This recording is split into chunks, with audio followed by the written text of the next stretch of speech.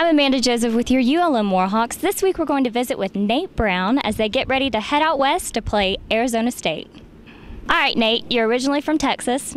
Past two teams we've played have been from Texas. Have you played against anybody that you've known so far? Yes, I've played against a few players that I really haven't known, but we conversated a little bit at some camps that I've been to in high school. It was like Vondrell McGee, Antoine Cobb, and I had a little conversation with Sergio Kendall.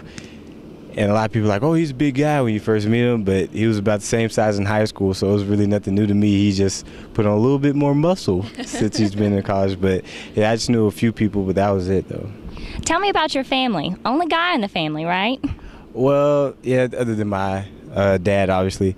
But yeah, I'm the youngest of four. I have three older sisters.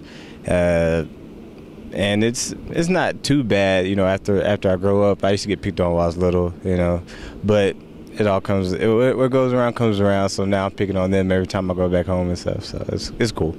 Now tell me about this past weekend. You played the home opener against Texas Southern. Tell me what it was like to get a great win in front of a home crowd. It felt really good, and the thing is that we came out and we executed like we wanted to and we expected to.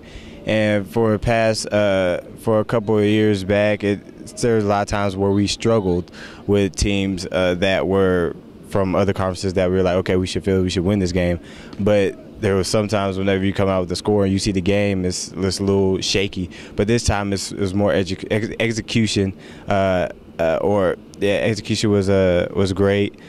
Assignments were all on point, and everything just looked like we were hitting in stride. So we made a big improvement from the first game to the second game, like we're supposed to do. So now this weekend, Arizona State, it's a little bit different team than you played last weekend. Tell me what you're going to have to do to be able to overcome this team. Oh yeah, it's completely different. We're just going from Big 12 SWAC to Pac-10. I mean, they're all different, but just like every other game, you got to be on your P's and Q's. You got to hit every assignment. You got to get ready, you got to aim, and you got to fire as soon as you see what's going on. I mean, they're a very beatable team, but at the same time, you know, we're the only people that could beat ourselves, but they could beat us if we do end up hurting ourselves.